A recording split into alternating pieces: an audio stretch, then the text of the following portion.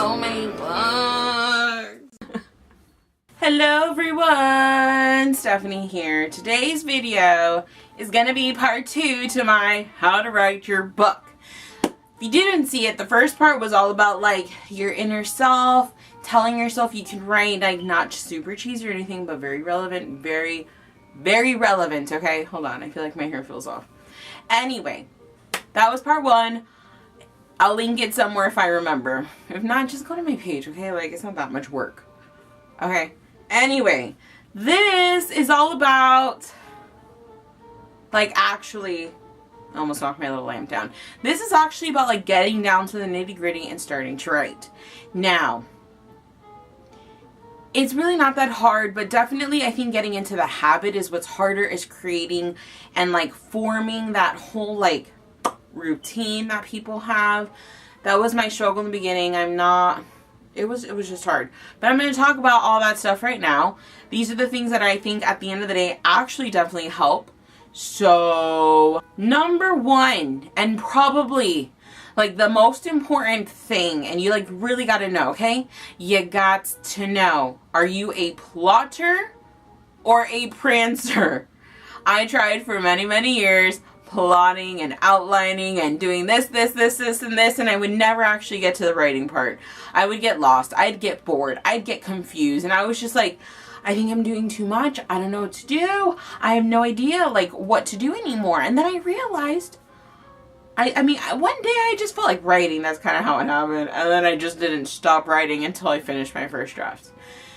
I'm not a plotter, so I can't honestly really tell you a whole lot about what to do for plotting, but there are videos that I have seen that are very useful from other YouTubers that have talked about their outlining process and what works for them. I will find as many as I can and link them down below. But I personally am a prancer, so for me it was just a matter of what's my story about, or loosely, and then just start writing. Don't really get too in the nitty gritty, but one thing I do recommend if you are a prancer is have a notebook where you can write all of your shit down. Character names that you come with as you're writing, like you come up with as you're writing. Oh, there's a plot twist. You need to write that down. What does this word mean? What does this place do? What place do? What does this person do? All of that stuff, you need to have it written down, because obviously we don't have that outline that people have to go and constantly reference. I'm letting the story tell itself, and I'm just simply like writing down, okay? That's like literally what's happening.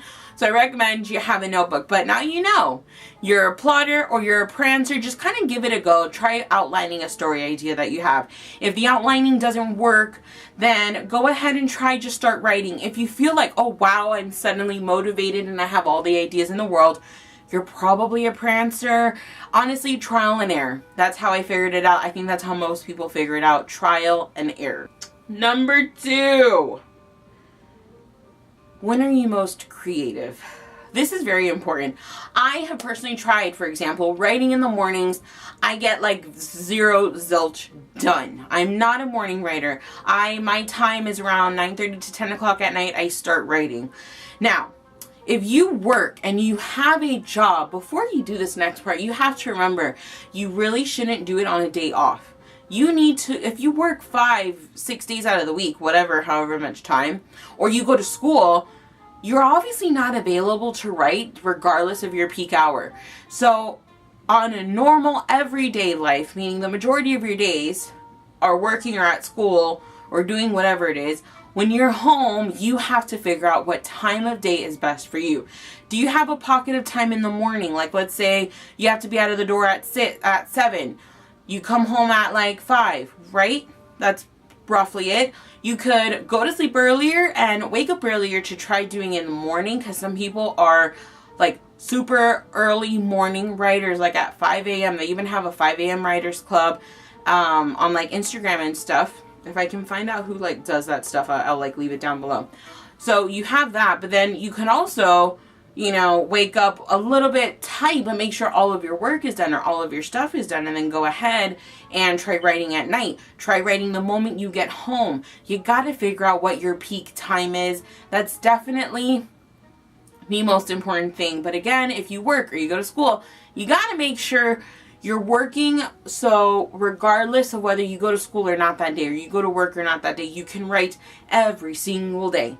That's like the most important thing. At least 5 days a week. I don't write 5 to 7 days. I write 5 days. Sometimes I write more, sometimes I write less. But you definitely have to keep that in mind, okay? Like, you got to work around your schedule. So I think definitely the easiest way to figure out what your time is, and like as you're experimenting, is write on a piece of paper in a notebook the time that you're doing your little project experiment. How long did you write for? How inspired were you? Did you feel inspired? How much did you actually write? And then just keep doing it over and over again. If you only have 5 o'clock in the morning and 8 o'clock at night to do things, well then you keep working with those 2 times over and over and over again until you see, wow, it's crazy, but 5 a.m. is the one that in total I've gotten the most words out. And then work with that. You adjust your sleep schedule. I know it sounds easier said than done, but that's how it'll be the easiest way to figure out and still work with your schedule. You have to plan accordingly. You can't go crazy and be like, I'm going to write 5,000 words a day. That's not realistic. But I feel, especially for us who are writing our first books, you have to hold yourself accountable. You definitely have to give yourself a deadline. We can do this for a very long time. And like, you know, we start chapter 1 today and like 5 years later, we're starting chapter 2. We need deadlines. We need to hold ourselves accountable. We have to have goals. We have to be able to meet these goals and keep ourselves in check. So let's say your goal is to write 7,000 words a week. It's a lot, but not really that much. I did the math. So for example, let's say you wanted to write 8,000 words a week. That's the one I did the math for, okay? You would have to write 1,600 every day for 5 days. Now, if you only want to write 5,000 words a week, go ahead and write 1,000 down. So you definitely have to plan it and like just write it. Write down every day. Monday, I'm starting at 0 words. Put start and where you ended and see how it came out. Don't like pressure yourself, but just remember that it's like, okay, my first draft needs to be, 60,000 words. I'm going to do NaNoWriMo. I want 50,000 words. I'm going to push for 60, so on and so forth. You got to have your end date. You got to have how many words. Like, when is your end date? How many times a week are you going to be able to write? Divide all of that. Do your fancy math. And then apply it to your calendar. By this date, I need to have my first section of my outline done. By this date, I need to have the ending completely written and figured out. Or, for example, you also, if you're going to be outlining, by the end of this month, I need my outline completely finished. My character maps, my settings, and, whatever else people do in their outlines. You got to have that done. So that way, in 3-4 months' time, I can finish my first draft by 5 months from now. Give yourself a good amount of time. Don't stress it. Now, if you want to write more and you're feeling motivated, don't stop. Keep writing, especially if you're not tired. I'm not gonna lie. I write sometimes and I'm exhausted by the end, but it's like I couldn't stop. Some days I don't get that many words out and it's totally okay. But you have to plan it. Whatever works best for you, however many days of the week you can do, just plan it out. Get a cheap little calendar. You can use your phone if you want to, although I do find that writing it out, at least for me, is more helpful and I do recommend it. But you gotta do that. You gotta plan. Sorry, it's a thing, but you got to. We have to hold ourselves accountable because we're trying to get agents, okay? And eventually, if you are going to be a published author, you got to work on deadline. Hi! She's like, why did you get me? She's so big and pretty now, aren't you? I love you. She's so pretty. Okay, I'll put you down now. Sorry. She's just scratching around my room. Okay. Number 4 is do not get hung up on the first few chapters. I don't understand. And like anyone who recommends this, I really wouldn't listen to them. And I know that sounds like really rash, but like, don't. You wrote your first few chapters, right? And let's say your story decided to change direction. Naturally, sometimes people will be like, well, you got to go back and fix those first few chapters, right? You got to have those chapters perfect to keep writing. No, not correct. This is your first fucking draft, okay? Your whole draft is going to be shitty. It's okay.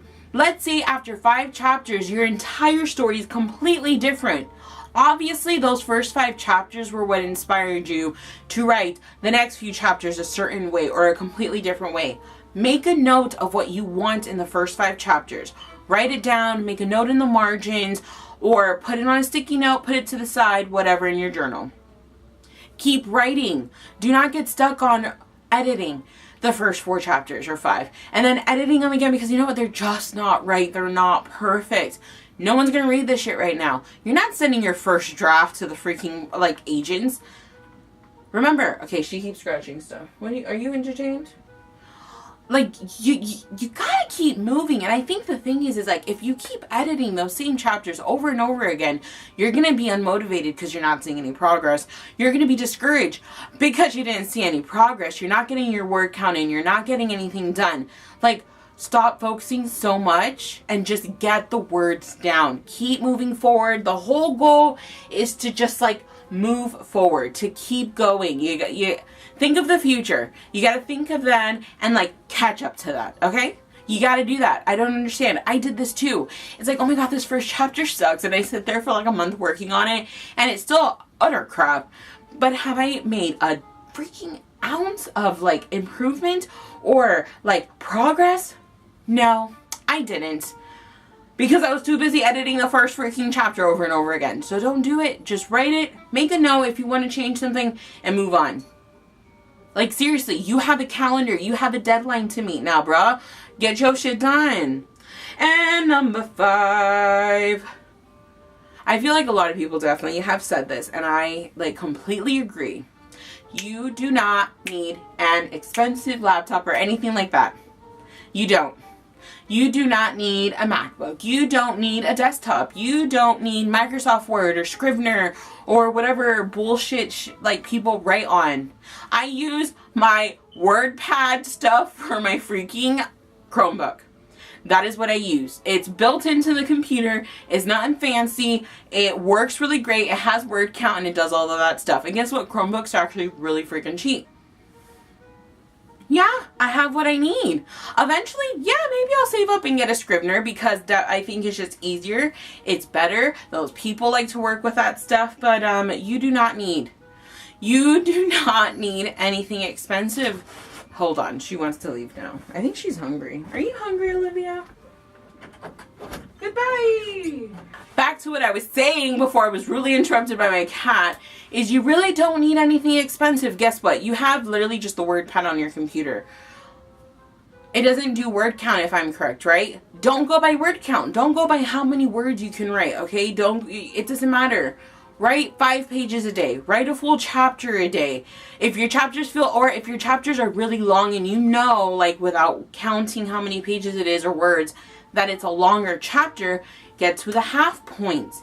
It doesn't matter. All that matters is that you're showing up, that you're sitting down at whatever computer you have, regardless of all these other freaking authors that are out there writing on God knows what and buying these fancy gadgets and shit. Yeah, you don't need that. And it's totally fine and it's okay.